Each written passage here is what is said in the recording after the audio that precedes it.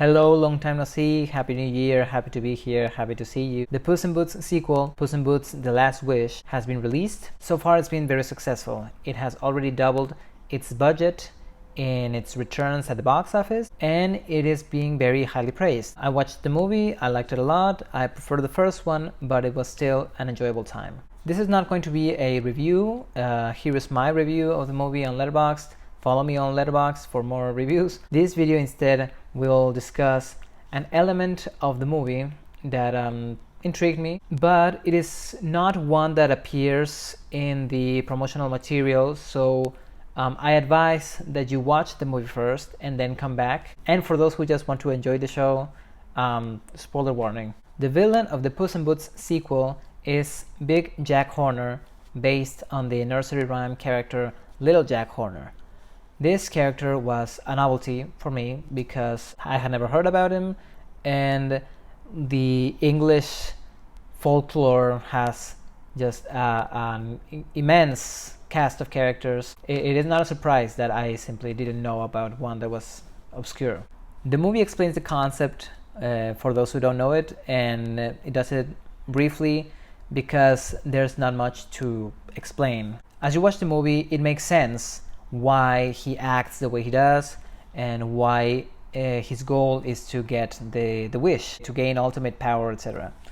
the magic of the universe. And he reveals his evil to be banal, right? And that there's not much to it, or there's not anything to it. So after watching the movie, my question was why they chose this character to play the villain with this motivation, with these characteristics. So I decided to do a little research on the Little Jack Horner character, and I was surprised by two things.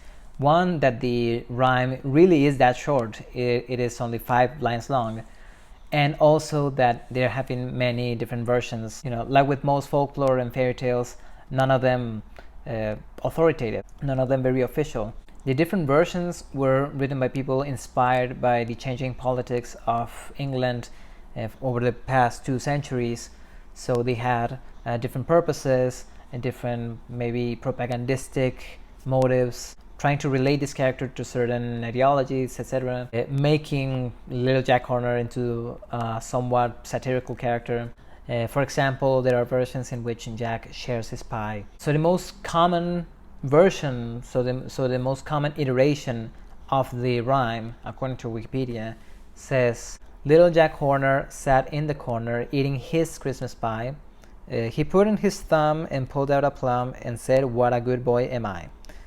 Alright, so the pie is his. Without much more context, the image that this evokes is one of indulgence. Like a child eating a pie can be good, bad, neutral. So taken as is, without any connotation of British politics such as anti-authoritarianism or something, the rhyme is not profound in the sense that Big Jack Horner isn't profound. He's greedy, selfish, egotistical. He steps over everyone else to only get what he wants. And his wish is to gain the magic of the universe, to become the most powerful being in the world. When he's asked about his childhood, he describes it as accommodated and privileged. You know, I never had much as a kid. Just loving parents, and stability in a mansion, and a thriving baked goods enterprise for me to inherit. Useless crap like that. But still, he wasn't satisfied and he wanted the infinite powers. But once I get my wish, I'll finally have the one thing that will make me happy. Oh, what was that? All of the magic in the world. For me, no one else gets any. Is that so much? That is the basic principle of desire, that it can never be reached. It cannot be satisfied. And the last thing to remark about Big Jack Horner is that his personality is expressed through his design. He is very grotesque looking because he's a giant, muscular man with very babyish, boyish features. So he's a grown man that acts like a tall baby. It's the sign of his eternal immaturity, of mine. I want it now, I want everything, all for me. And that is basically everything that I wanted to share.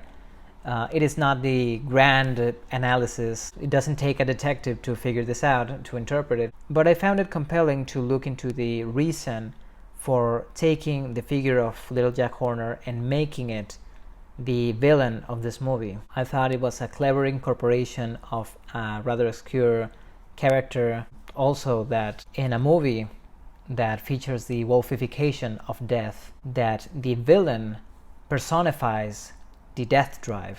I might talk about this movie again in the future extensively, maybe in a podcast, because I do not think that my thoughts can be condensed into one video. But I will leave you with this thought. I have 2 questions for the audience. Number 1, Puss gave up his opportunity to use the wish. He did not wish for the restoration of his 9 lives. Had he the map in hand, he still could not have made that wish. Why? Even with the map on the wishing star, he could not have wished for the restoration of his 9 lives. Why? I encourage you to share your answers in the comments, and for those who just want to enjoy the show, there is a fragment of a lecture that Derrida gave in Glasgow that I will leave in the description. I think that it is the best way to approach this question. And the second one is what you think of the movie. Did you like it? I hope you did. Well, that is it for this video. Thank you very much for watching. I'll try to put out more this year.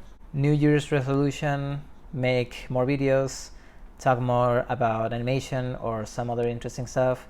Okay, that's it. See ya.